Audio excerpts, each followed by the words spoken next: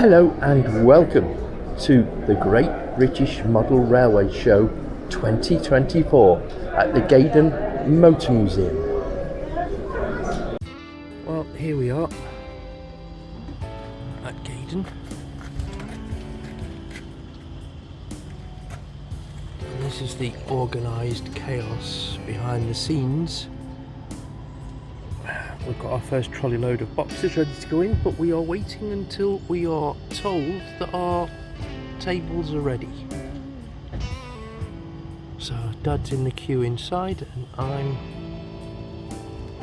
here sitting on the boot of the car.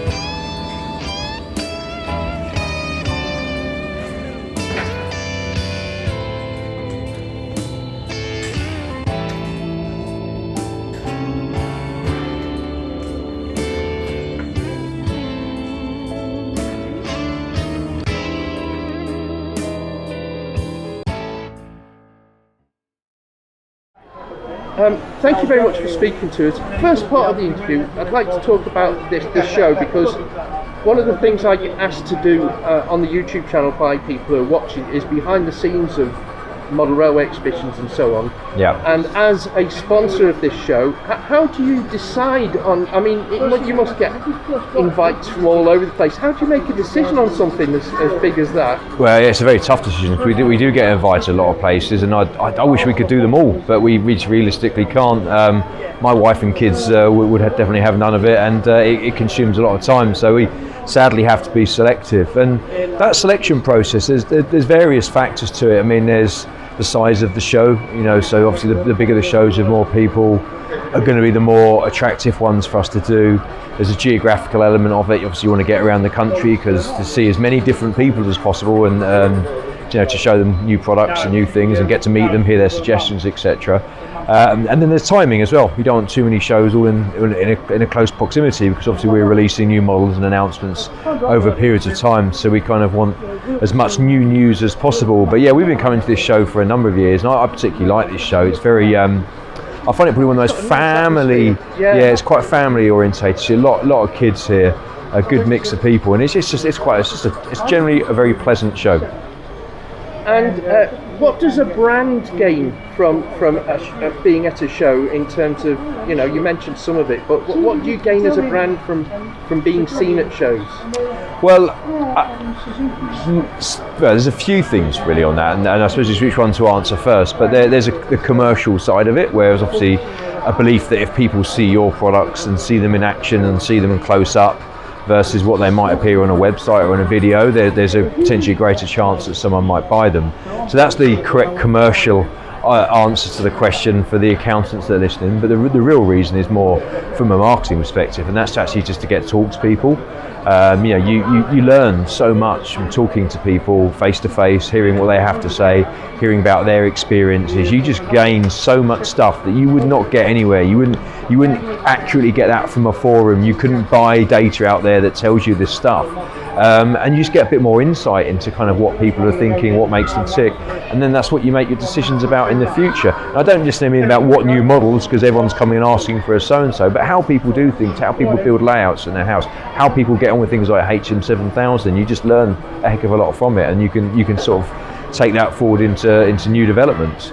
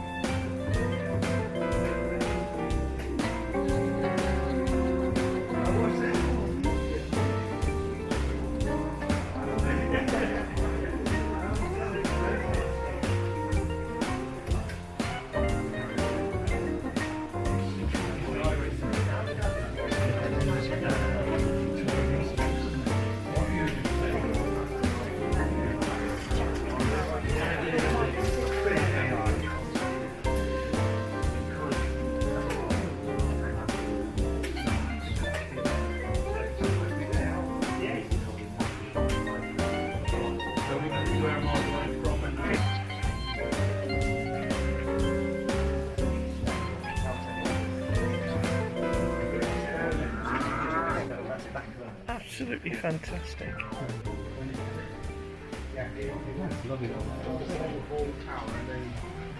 What's that at the back? This is a TV, I guess, right?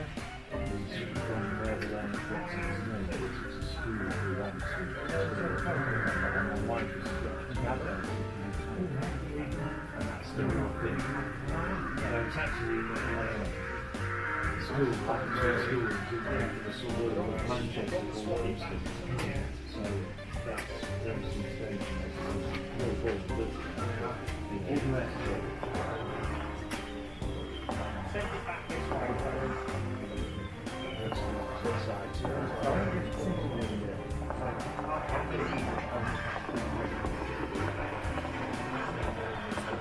No, it's me, so I'm getting into shots.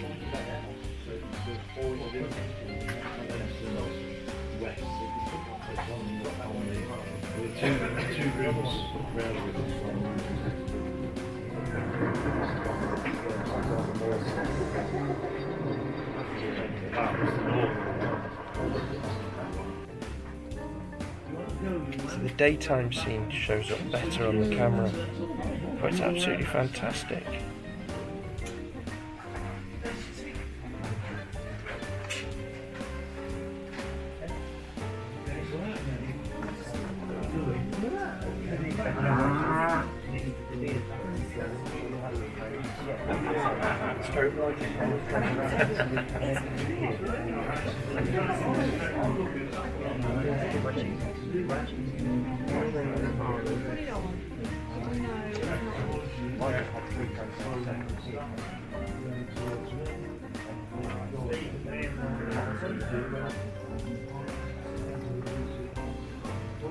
All right.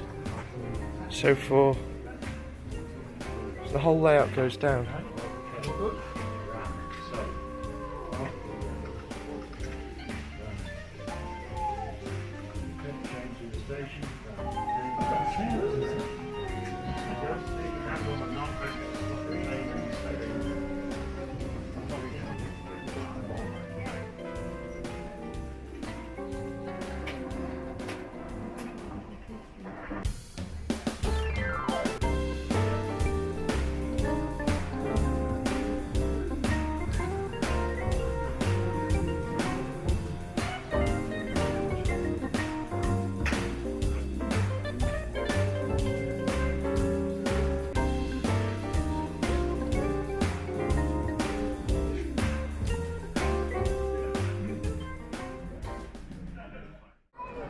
Hello, I'm Richard Proudman, Rail Brand Manager for Bachmann Europe. And Richard, we get a lot of questions from people about what happens behind the scenes of an exhibition. What's the benefit to a brand of coming to an exhibition? How do you choose which ones to do? Well, there's certainly lots of exhibitions going on all over the country, most weekends. Bachmann attends about 24 a year, and here we can meet our consumers, show our latest products, make announcements. Like this weekend we've announced the LNWR coaches, and we choose those events based on trying to see all parts of the country really, so people can meet our team, see our products wherever they are in the country within a reasonable distance. Today we're at the Gaydon event at the British Motor Museum, a cracking venue because you can see the museum itself and then come and see the exhibition all in one ticket price. And here's a great space, there's lots of layouts to see, lots of our traders, our retailers on board, so one that we really like coming to.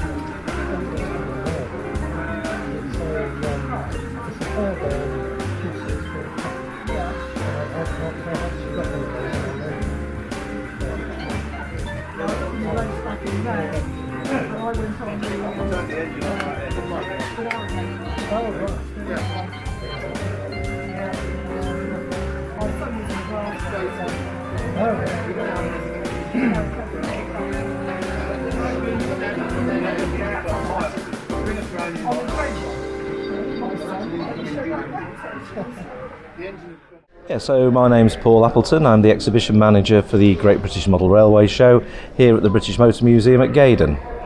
So it's one of the biggest shows in the country, and also from talking to, and I've got them on camera so I can say this, talking to some of the manufacturers, they see this as one of their favourite shows, as a very friendly one and a very family orientated show. So from behind the scenes, what goes into putting a show like this together? Yeah, well, it's quite a unique venue in so many of the bigger shows are in your sort of places like your NEC and the Scottish Exhibition Centre and places like that. This is a much more, I think the atmosphere is generated because it's a multi-room venue. We have got a couple of big exhibition spaces, but there's also lots of small ones. So as you're wandering around the show, you suddenly sort of, oh, there's more here. Oh, and there's more here. And so it's a big show in something like 8 or 9 halls. So one of the biggest problems we have is actually planning it and getting it together, because we have a lot of very big model railway layouts across the scales. But this building's very unusual. In a lot of the architecture here, there's curved walls in the room, so you're trying to put 40-foot long layouts against walls which are curved. It doesn't work. So the planning is one of the complexities that we face. Not getting too many big layouts so we can't get them in, but not too many small ones either. So it's about getting the balance right. So we have around 45, 46 layouts this year. So at the small end of the scale, you've got like the 009 layouts, which are only 6 foot long, to the monsters that are 40, 55 foot long, sort of tail chasers, if you like. We've got the Spirit of Shap here, for example, and it's it takes a very big footprint, and so there's a lot of big stuff. So having a big show and lots of big layouts also sets you a challenge in that you're trying to bring stuff geographically from different parts of the country. It's no good just filling the place with local layouts because everybody's seen them. So we try to bring layouts from Scotland, from London, from South Wales, all points of the compass really. And that way it becomes a unique presentation because it's a mix that nobody's seen before. Yes, they might have seen one or two of the layouts, but the majority they won't have seen, not if they live locally. So that's another factor. And that brings another complication because then there's cost. Because you're bringing in these layouts from long distances, therefore you need to give the exhibitors some accommodation, you've got to feed them, and you've got to pay their fuel expenses. And with the bigger layouts, they need to hire vans. So there's a lot of cost in running a show like this. And if I can tell you that we have this year, I'm just trying to add up in my head very quickly how many hotel rooms we've got. I think we've booked just shy of 60 hotel rooms. So it gives you an idea of the sort of cost at £130 a night for a twin hotel room. So there's a considerable amount of cost. So all the planning leading up to the show is working out, making sure we've got enough stuff, but working out whether it'll actually fit, and then obviously with one eye on the costs to make sure we just don't go too crazy and bust the bank, because obviously we run to budgets like everybody does, and it's so easy to find that your costs are getting out of control because we have to pay for lunches for them, we put courtesy buses on, we've got to pay for the advertising. So it's a complicated matter really, it's not a straightforward thing, and of course we all work for a living as well, so we have to go out to work, so this is something that we sort of do, not full time, although it's a serious thing, it's once a year, so of course it's not a full-time job. So yeah, in the weeks leading up to it, it's quite intense really, yeah. How many months in advance, and how do you find the railway? Yeah, it's a good question. So part of it is a sort of organic thing in that the exhibitors that are here, many of them will have a different layout, or there'll be a member of a club or a group that have got other layouts, so they'll come along and they'll say, can we bring X next year? But I also spend a lot of time out and about at the other exhibitions. I'll go to York, I'll go to Bristol, I'll go to the London shows, and try and pick just one or two from each of those and invite them along. First of all, you need to find out where they're based, how many operators they've got, because you know, if they've got 15, 16 operators and you're going to bring them a long way, that's a lot of hotel rooms. And then yeah, it's by invitation really, and we try and keep a good standard, this sort of minimum standard, good quality layouts, but then we'll have a couple maybe that aren't quite at that level, because what we don't want to do is put people off building a layout themselves. If they look at them and say, well, these are wonderful, but I could never build anything like this. Where do you start? So it's important to show them some more basic layouts as well, where they can be inspired and say, actually I could do this myself, I could have a go at this, I could do this. So yeah, and we're also thinking about the variety as well. So if I'm a little bit short of, say, N-gauge layouts, then my focus will be, we need to find another couple of decent N-gauge layouts. So try and fill the gap so we've got something across all of the scales. So the smallest layout we've booked this year is a Z-gauge layout, and the largest is G-scale garden railways. So, and of course all points in between. And if you're paying to come here and you're an O-gauge modeller, you want to see at least 4 or 5 O-gauge layouts. You know, if it's double O, you want to see a lot of double O layouts. So you're trying to keep a lot of people happy. And as they say, you can't keep everyone happy all of the time, but you go as close as you can to that. And then an important part of the mix, of course, is the trade presentation. So again, we could fill the place with people, we call them box stackers, you know, just selling Hornby, Bachmann, that kind of stuff. But we want people who provide the little modelling bits, the scenics, the kits and all that kind of and of course there's a lot of people looking for second-hand bargains as well. So it's about getting a balance on the trade to support those lovely layouts we've been talking about. And the other ingredient is the modelling demonstrations. So we've got guys here and girls here who are sat there showing people how to make scenery or how to build stations and other buildings and structures. And the idea is that the members of the public can sit down, have a chat with them, and they can tell them about their techniques how they, what kind of tools and equipment that they need to be able to go and do this themselves. So the modelling demonstrations are important too, and it's about having enough of each of those things. So the whole mix. I think we've got something like 80 odd individual stands here this year. So that's the layouts of trade stands and the modelling demonstrations. So yeah, it's about and these come from all corners of the country, as I said before. So it's about visiting places and seeing something that would really complement our show. And then of course you need to sit down, have a chat with them, and say, look, would you like to come? And they'll say, well, where are you? What weekend is it? 'Cause of course the calendar's important as well. In terms of other people will have commitments to other shows. It's the busy time of the show calendar now. So every weekend there's several events. So yeah, it's picking your way through all of these little challenges, and hopefully you end up with a good show. Right, last question, and the most important one. Have you got dates for next year? Because this will already have gone out after the show's finished. So let us know about next year, what the dates are, and we'll put that out. Yeah, so it's the 25th and 26th of October in 2025. So we'll be back here at the same venue, and hopefully with an even bigger and better show. We're already working. We've already got, I think, 15 layouts booked, and the offer of another 10 or 15 layouts. We won't necessarily accept them all because there might be some duplication, so some might be put off till 2026. But yeah, 25th and 26th of October 2025. Put the dates in your diary.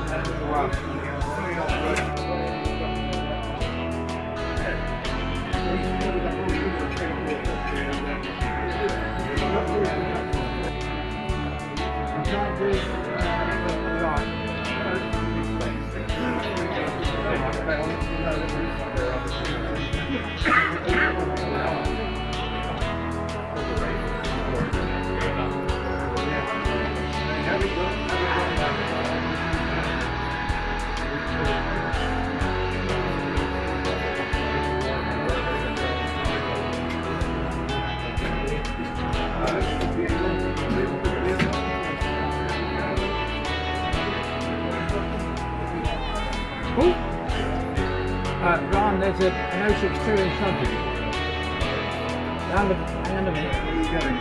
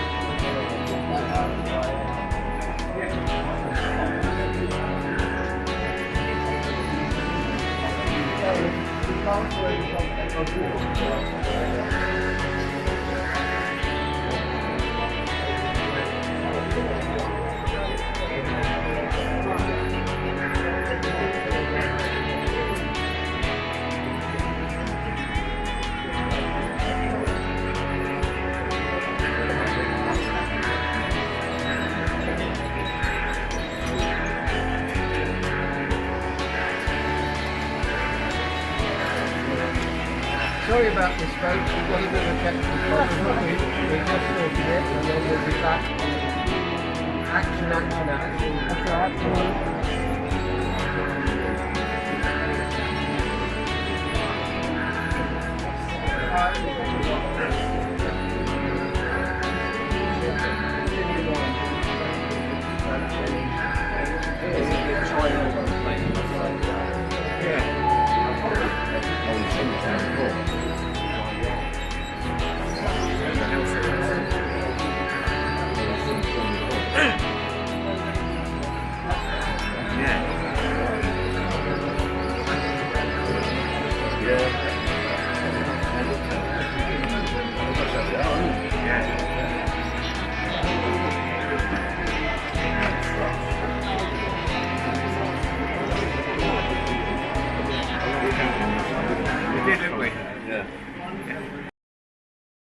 Billy says, please like and subscribe.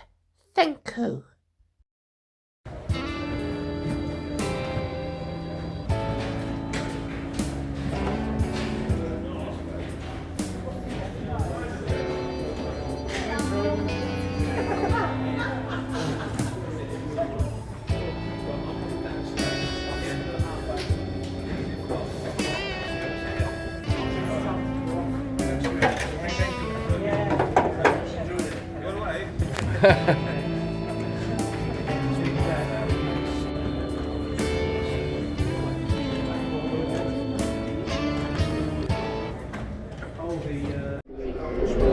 Thank you for watching. Hope you've enjoyed the video. If you have, please click on like and subscribe. Hit the bell and hit all, and you'll be told when there's future videos coming down the line, as it were.